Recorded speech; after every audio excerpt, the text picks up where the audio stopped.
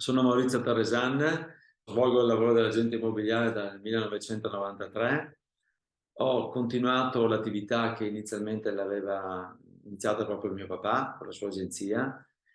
Poi, dovendo scegliere, mi sono iscritto alla FIAIP come agente immobiliare. È stata la scelta migliore perché FIAIP mi ha dato la possibilità di crescere proprio a livello professionale.